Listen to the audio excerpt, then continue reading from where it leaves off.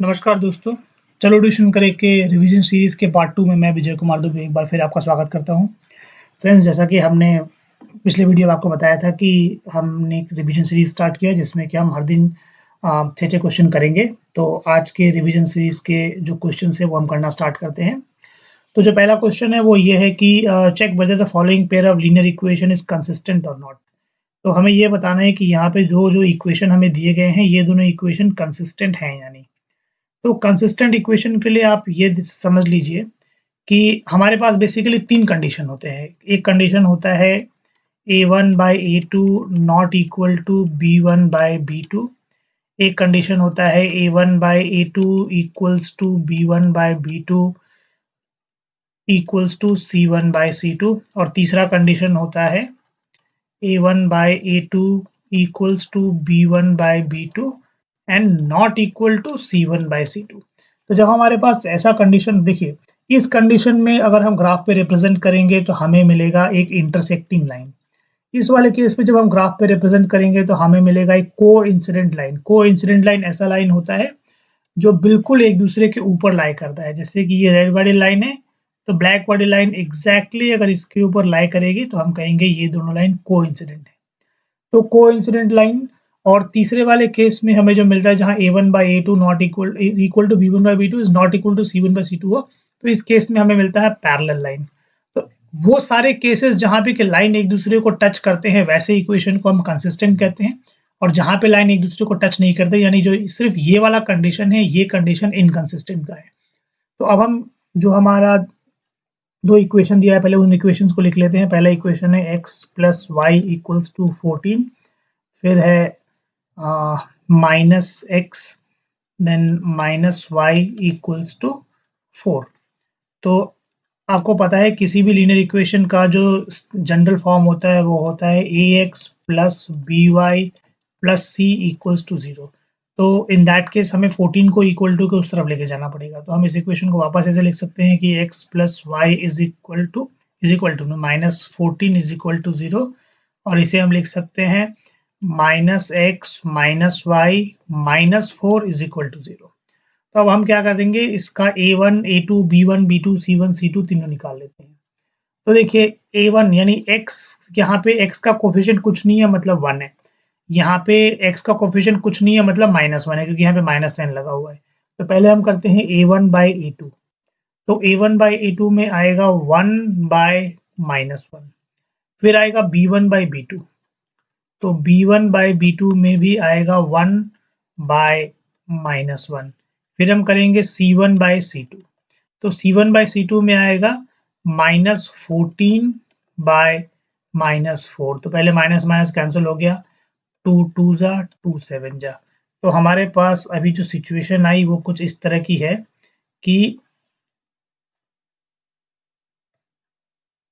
a1/a2 is equal to b1/b2 is not equal to c1/c2, क्योंकि देखिए 1/-1 1/-1 ये दोनों बराबर है यानी a1/a2 b1/b2 बराबर है, लेकिन c1/c2 में आया है 7/2, इसका मतलब ये बराबर नहीं है। तो ये केस कौन सा था, इस केस में पैरेलल लाइन मतलब लाइन एक दूसरे को टच नहीं कर रहे हैं, मतलब इस तरह के इक्वेशन जो है वो इनकंसिस्टेंट होते हैं। Therefore the given equations are inconsistent.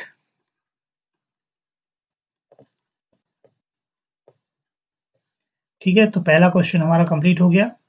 अब हम आते हैं अपने अगले क्वेश्चन की तरफ। तो इस पर्टिकुलर क्वेश्चन में हमें दिया है कि हमारे पास एक फिगर है ABCD, इसमें AB और DC एक दूसरे के पैरेलल है और हमें x की वैल्यू निकालनी है। तो आप देखिए ये जो इसके डायगोनल्स है, इन डायगोनल्स में कुछ वैल्यूज दे रखी है। यहाँ पे x-2 है, यहाँ पे x+1 है, यहाँ x+5 है, यहाँ x-3 है। तो ऐसे क्वेश्चन को करने के लिए हम लोग सिमिलर ट्रायंगल का मेथड इस्तेमाल करेंगे। तो उसके लिए सबसे पहले हमें यहाँ पे एक लाइन खींचनी पड़ेगी जो कि DC और AB के पैरेलल हो। तो पहले हम क्या करेंगे, एक लाइन खींच देंगे।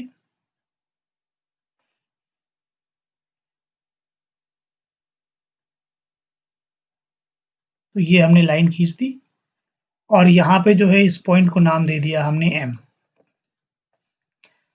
ओके, अब M देने के बाद अब नेक्स्ट हमें क्या करना है,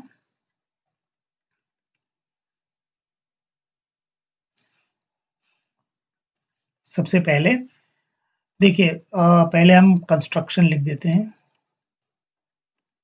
construction draw MO parallel to AB parallel to DC, because हमें पहले से ही पता है कि DC और AB एक दूसरे के पैरेलल है, तो अगर MO को मैंने AB के पैरेलल ड्रॉ किया तो वो ऑटोमेटिकली DC के पैरेलल भी हो जाता है। ठीक है, अब आते हैं सॉल्यूशन पे। तो बेसिक प्रोपोर्शनैलिटी थ्योरम के हिसाब से अगर ट्रायंगल DAB की बात की जाए, तो ट्रायंगल DAB में MO अगर पैरेलल है तो DM by MA DO by BO के बराबर होगा बाय बेसिक प्रोपोर्शनैलिटी थ्योरम। तो पहले हम आ जाएंगे in triangle DAB।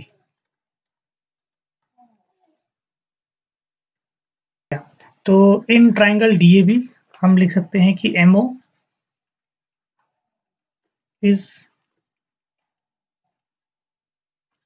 MO is parallel to AB।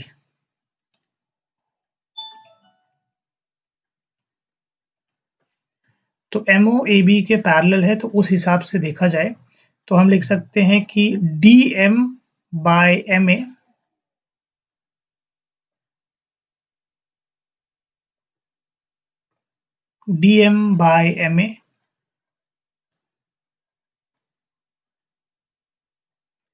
is equal to DO by BO।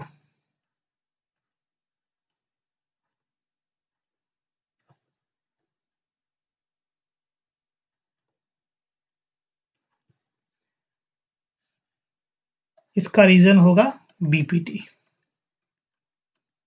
उसके बाद अब ये जो लाइन MO है ये ऑब्वियसली DC के पैरेलल भी है, तो हम इस बार ले लेंगे ट्रायंगल ADC को। अच्छा, इसे इक्वेशन 1 बना के रख देते हैं हम।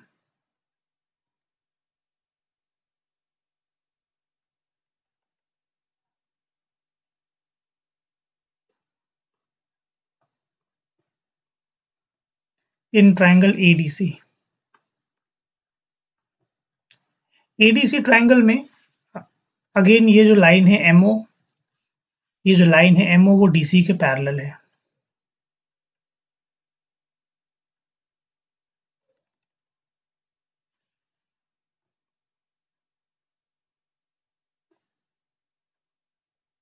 MO is parallel to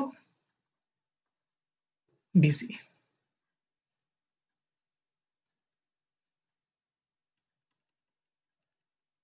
तो अगर MO DC के पैरेलल हो जाता है तो उसके बाद आप देखिए कि MO अगर DC के पैरेलल है तो हम लिख सकते हैं DM by MA is equal to CO by AO।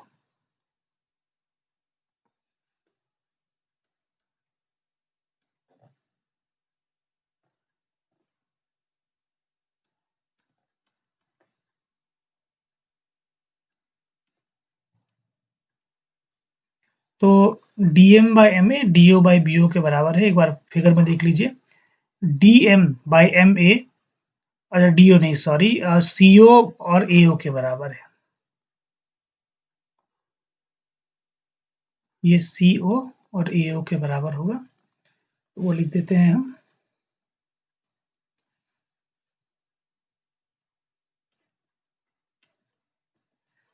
इसे ये भी BPT की वजह से है, और ये हमारा इक्वेशन 2 है। तो अब आप नोटिस कीजिए इक्वेशन 1 और इक्वेशन 2 में, इक्वेशन 1 के LHS में भी DM by MA है और इक्वेशन 2 के LHS में भी DM by MA है। तो किसी भी दो इक्वेशन के अगर LHS सेम हो तो ऑटोमेटिकली उसके RHS भी सेम हो जाते हैं। तो हम कह सकते हैं फ्रॉम 1 and 2 वी गेट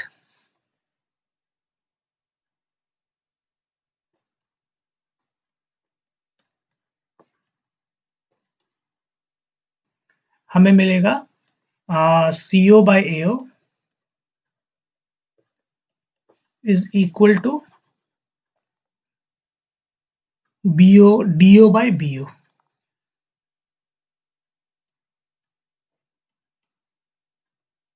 अब हम क्या करेंगे, CO AO DO BO सारे के जो वैल्यूज हमें दिए हैं उन वैल्यूज को हम यहाँ पे लिखेंगे। तो CO by AO में होगा, CO है x+3 और x+5, तो x+3/x+5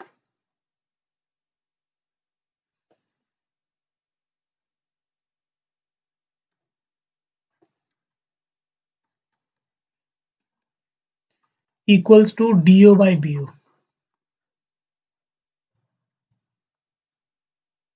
तो DO की बात करें तो x-2 और x+1।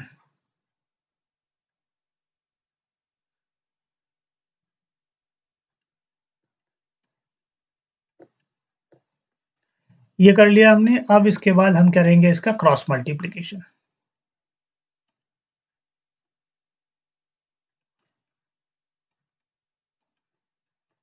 x+3 multiplied by x+1 equals to x+5 multiplied by x-2। अब इसका मल्टीप्लिकेशन करेंगे। x एक बार मल्टीप्लाई होगा x+1 से, फिर +3 मल्टीप्लाई होगा x+1 से। यहाँ पे भी एक बार x मल्टीप्लाई होगा x-2 से, फिर एक बार +5 मल्टीप्लाई होगा x-2 से। तो एक बार x इस पूरे से मल्टीप्लाई होगा, फिर ऐसे ये y इस पूरे से मल्टीप्लाई होगा। इसके बाद अब इन दोनों को मल्टीप्लाई करेंगे तो हुआ x², x1 जा x है, प्लस 3x है, एंड देन 3 1 जा 3 है। यहाँ पे x इंटू x x² और ये 2x प्लस 5x माइनस 5 2 जा 10। ये x² है, उसके बाद x प्लस x 3x है, sorry 3x plus x 4x plus 3 equals to x²। ये 5x में से 2x चला जाएगा तो 3x बचेगा, प्लस 3x माइनस 10। तो x² से x² कैंसिल हो जाएगा, दोनों प्लस में है, इसीलिए जब साइड चेंज करेंगे तो यहाँ आके माइनस होगा, तो इसलिए हम डायरेक्टली कैंसिल कर सकते हैं। फिर अब क्या करते हैं, जितने x हैं उन्हें एक साइड ले लेते हैं और जितने नंबर है उन्हें एक साइड रख लेते हैं। 4x प्लस 3x यहाँ आके बन जाएगा 7x, और इस साइड में -10 प्लस 3 यहाँ आके बन जाएगा -3।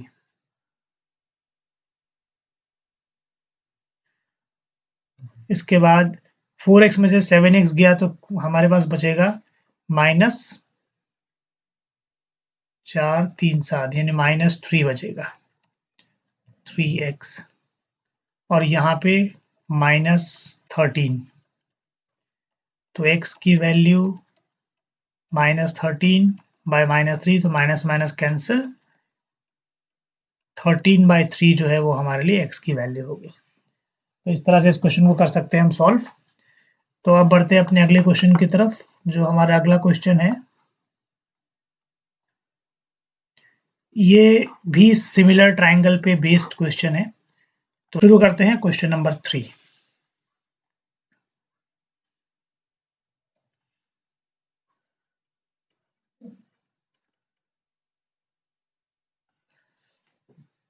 इस क्वेश्चन में दिया है कि areas of two similar triangle ABC and triangle PQR are 100 centimetre square and 49 centimetre square respectively. Find the ratio of their corresponding sides AB and PQ। तो सबसे पहले हम वो दो ट्रायंगल ड्रॉ कर लेते हैं, उससे समझने में जरा आसान होता है।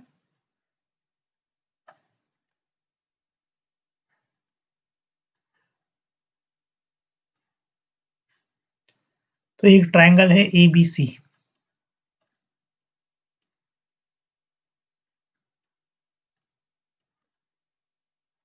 और एक है PQR।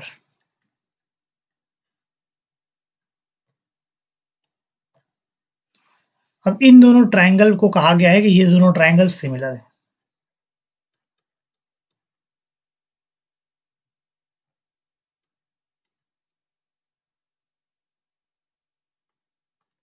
गिवन में आप लिखेंगे कि triangle ABC is similar to triangle PQR।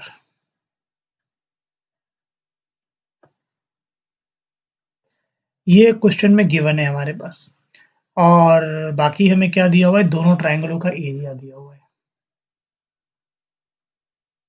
Area of ABC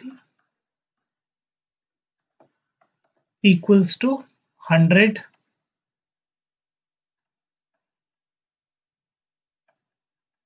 centimetre square और area of triangle PQR is 49 centimetre square. तो हमें इसका एरिया भी पता चल गया। अब हम ऑलरेडी जानते हैं कि किसी भी दो, ये एक थ्योरम है कि किसी भी दो सिमिलर ट्रायंगल के एरियाज का रेशियो उसके कॉरस्पॉन्डिंग साइड के रेशियोज के बराबर होते हैं। तो अकॉर्डिंग टू क्वेश्चन हम सॉल्यूशन पे आ जाते हैं सीधे। सॉल्यूशन ये है कि area of ABC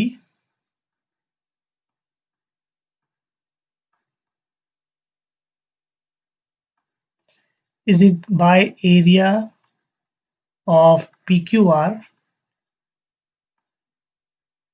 is equal to, तो किसी भी ट्रायंगल के एरिया का रेशियो उसके कॉरस्पॉन्डिंग साइड के स्क्वायर के रेशियो के बराबर होता है। कॉरस्पॉन्डिंग साइड AB और PQ है, क्योंकि आप देखिए AB और PQ सिमिलर पोजीशंस पे है। तो अगर triangle ABC similar to PQR दिया है तो इसका मतलब ABC सिमिलर टू PQR अगर दिया है तो आप इसको ऐसे ब्रेक डाउन कर लीजिए कॉरस्पॉन्डेंस समझने के लिए। AB, BC और AC, वैसे ही PQ, QR and RP, PR sorry, PR। तो ये सारे वो साइड्स हैं जो कि कॉरस्पॉन्डिंग है इन दोनों ट्रायंगल में। कॉरस्पॉन्डिंग इन द सेंस कि कौन सा साइड किसके ऊपर लाई करेगा अगर हम इस ट्रायंगल को उठा के इसके ऊपर रख दें। तो AB और PQ सिमिलर पोजीशन पे हैं, तो वो हिसाब से AB और PQ ये दोनों जो है कॉरस्पॉन्डिंग साइड है इन दोनों सिमिलर ट्रायंगल के। तो नियम के हिसाब से ट्रायंगल का जो एरिया का रेशियो जो है किसी भी दो कॉरस्पॉन्डिंग साइड के स्क्वायर के रेशियो के बराबर है। तो हमारा कॉरस्पॉन्डिंग साइड AB और PQ कॉरस्पॉन्डिंग साइड है और यही क्वेश्चन में दिया गया है। तो AB square by PQ square. तो दोनों ट्रायंगल का एरिया ऑलरेडी हमको दिया हुआ है जो कि है 100 बाय 49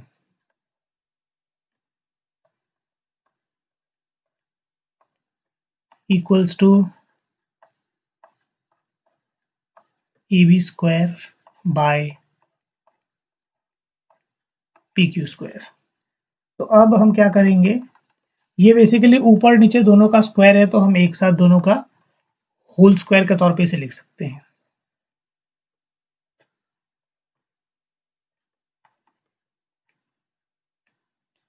तो हम इसे AB by PQ whole square भी लिख सकते हैं। अब स्क्वायर दूसरी तरफ जाएगा तो रूट बन जाएगा।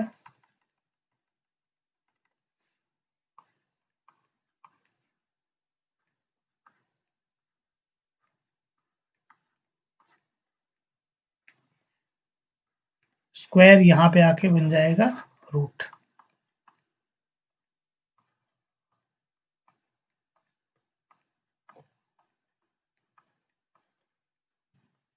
तो जब यहाँ पे रूट बन गया तो देखिए 100 का स्क्वायर हो जाएगा 10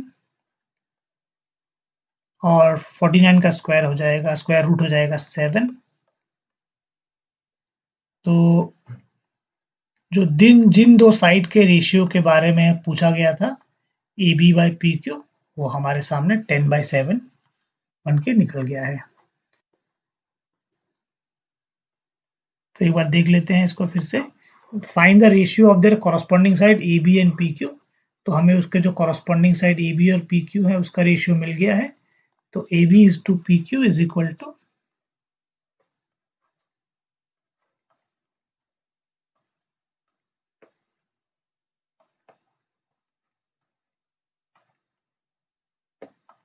इज इक्वल टू 10:7। तो 10:7 का रेशियो है ट्राइंगल के उन दोनों साइड्स के ऊपर। तो बढ़ते हैं फिर अपने अगले क्वेश्चन की तरफ। जो हमारा अगला क्वेश्चन है वो है कि if right triangle ABC is right angle at C then find the value of cos a plus B. तो देखिए, अगर एक राइट ट्राइंगल है, किसी भी ट्राइंगल के अगर तीनों एंगल को प्लस करें, जैसे कि in right triangle ABC angle A plus angle B plus angle C equals to 180 degree होगा, क्योंकि ये एक एंगल सम प्रॉपर्टी है, angle sum property of triangle. उस पर्टिकुलर केस में angle A plus angle B को रखते हैं, और एंगल सी जो है वो ऑलरेडी 90 है। क्यों 90 है? Angle C equals to 90 degree, ये गिवन है क्योंकि क्वेश्चन में कहा है कि it is right angle at c. तो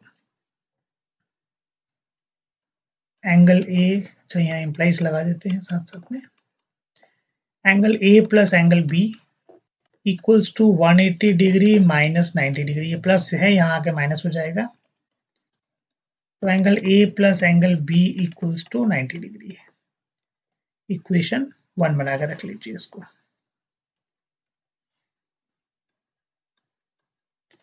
अब हमें कहा गया है कि फाइंड करो cos a प्लस बी कितना होगा। तो cos a प्लस बी की वैल्यू 90 डिग्री है, तो हमें cos 90 डिग्री चाहिए। तो ट्रिग्नोमेट्रिक टेबल को अगर आप याद करें तो आप पाएंगे कि cos 90 डिग्री की वैल्यू जो है वो होती है 0। cos 90 degree is equal to होता है 0, तो cos a प्लस बी की वैल्यू आ जाएगी 0, और ये इसका आंसर होगा। तो बहुत आसान क्वेश्चन था, आई होप आपको आराम से समझ में आ गया होगा। अब बढ़ते हैं अपने अगले क्वेश्चन की तरफ। तो इस पर्टिकुलर क्वेश्चन में हमें ये कहा गया है कि find the combined mean of group of 150 if mean of 50 student is 41 and that of 100 student is 50। तो हमें कंबाइंड मीन निकालना है 150 स्टूडेंट का, अगर हमें उस 150 स्टूडेंट्स को अलग अलग हिस्सों में स्प्लिट करके दिया है, यानी कि 150 में से 50 बच्चों का मीन 41 है और बाकी बचे 100 बच्चों का मीन 50 है। तो हम इसको कैसे सॉल्व करेंगे, चलिए देखते हैं। तो अब देखिए, सबसे पहले हम लेंगे मीन ऑफ 50 स्टूडेंट्स। तो 50 स्टूडेंट्स का मीन दिया है 41। तो हमको मालूम है कि सम ऑफ ऑब्जर्वेशन जो होता है वो हम यहाँ फॉर्मूले के तौर पे लिख देते हैं।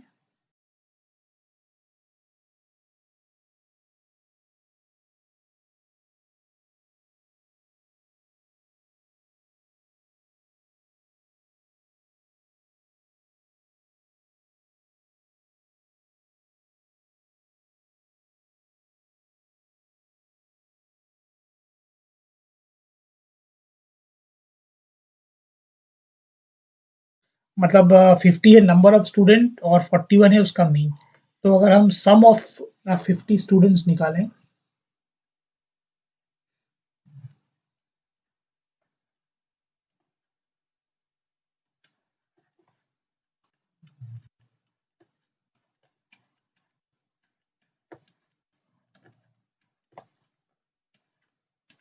तो सम ऑफ 50 स्टूडेंट्स जो है वो होगा 50 मल्टीप्लाइड बाय 41। 41 5 से 5 5 20। तो 2050। तो ये जो है ये सम ऑफ 50 ऑब्जर्वेशन है। Now again mean of 100 100 students का जो मीन है वो 50 है।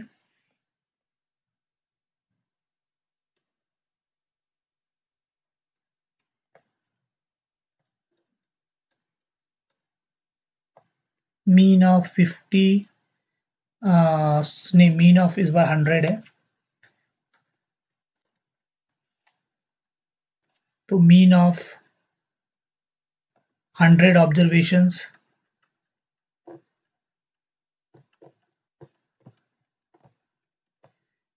इज मीन कितना है 100 ऑब्जर्वेशन का, and that of 41 and that of 150 mean है इसका। तो अब इसका सम निकाल लेते हैं।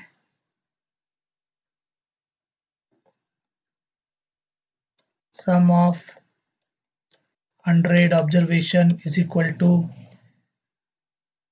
50 मल्टीप्लाइड बाय 100, 5000। तो जो बाकी बचे 100 स्टूडेंट थे उनका सम ऑफ ऑब्जर्वेशन 5000 है।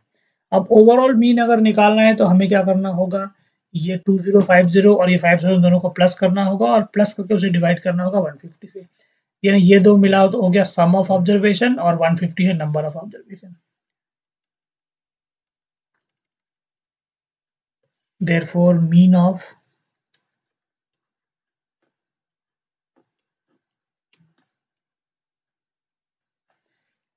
mean of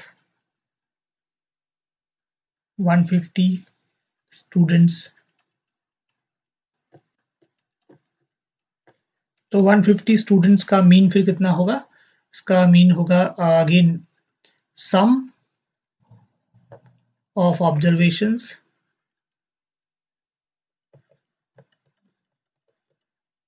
divided by number of observations.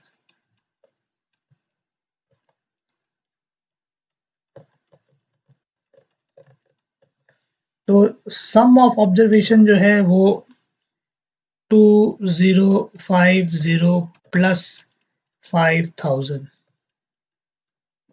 और जो हमारा नंबर ऑफ ऑब्जर्वेशन है वो है 150। तो अब हम इन दोनों को प्लस करके और 150 से डिवाइड कर देते हैं।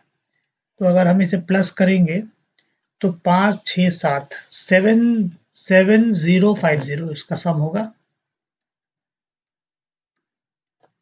बाय 150।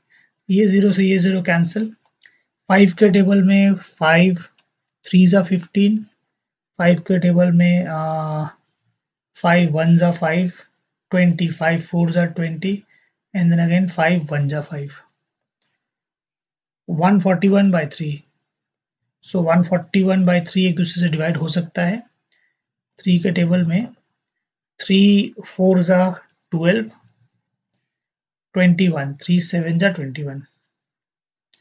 तो जो कंबाइंड मीन है 150 स्टूडेंट्स का वो होगा 47। तो यही इसका आंसर है। तो अब फटाफट बढ़ते हैं अपने आखिरी क्वेश्चन की तरफ। हमारा आखिरी क्वेश्चन जो है वो प्रोबेबिलिटी से रिलेटेड है। इस पर्टिकुलर क्वेश्चन में हमें ये दिया हुआ है कि एक लड़की जो है एक लॉटरी का टिकट खरीदती है और उसके फर्स्ट प्राइज आने का जो प्रोबेबिलिटी है वो 0.08 है।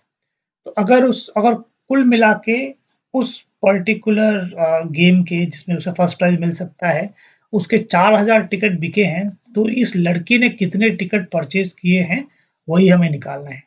तो सबसे पहले क्वेश्चन में है कि इसके जीतने वाले टिकट की जो प्रोबेबिलिटी है 0.08 है। तो पहले हम इसे परसेंटेज में कन्वर्ट कर लेते हैं। तो हर chances of winning in percentage will be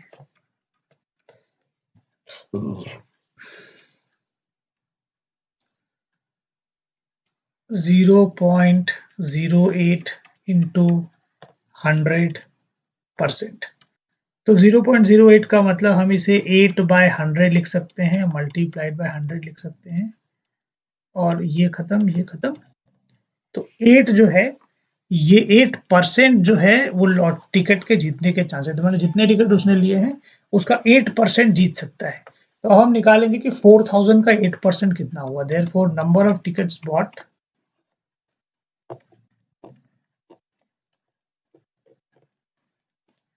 तो कितने टिकट खरीदे होंगे उसने, 8% ऑफ 4000 जो कि 8/100 मल्टीप्लाइड बाय 4000 है।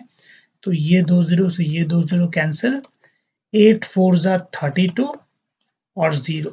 तो 4000 में से 320 टिकट्स उसने खरीदे हैं जिससे कि उसे लगता है कि उसके जीतने के चांसेस 0.08 मतलब 0.08 उसका जीतने का प्रोबेबिलिटी है। तो इस तरह से इस क्वेश्चन को सॉल्व कर सकते हैं। तो फ्रेंड्स मैं उम्मीद करता हूँ कि आज का वीडियो आपको इन्फॉर्मेटिव लगा होगा। अगर आपको ये इन्फॉर्मेटिव लगे तो अपने फ्रेंड्स के साथ ज़रूर शेयर कीजिएगा और हमारा चैनल सब्सक्राइब करना बिल्कुल मत भूलिएगा। तो चलो ट्यूशन करिएगा, ये वीडियो देखने के लिए आपका बहुत-बहुत धन्यवाद। अगले वीडियो तक अपने फ्रेंड विजय दुबे को दीजिए इजाज़त। बहुत जल्दी आपसे मुलाकात होगी रिवीजन सीरीज़ के थर्ड पार्ट को लेकर के। अगर आपको लगता है कि आपके पास कोई क्वेश्चन है जो आप चाहते हैं कि मैं यहाँ पे डिस्कस करूँ आपके साथ, तो आप वो क्वेश्चन भी मुझे भेज सकते हैं। इनफैक्ट एक दिन में 6 क्वेश्चन आप मुझे भेज सकते हैं, तो उन 6 क्वेश्चन को मैं इंक्लूड करके एक वीडियो बना लूँगा। तो वो बन जाएगा हमारा रिवीजन सीरीज़ का पार्ट 3 या कोई भी पार्ट जब भी आप भेजें। तो please feel free to send your entries and your questions. तब तक के लिए एक बार फिर आपसे माँगूँगा इजाज़त। धन्यवाद।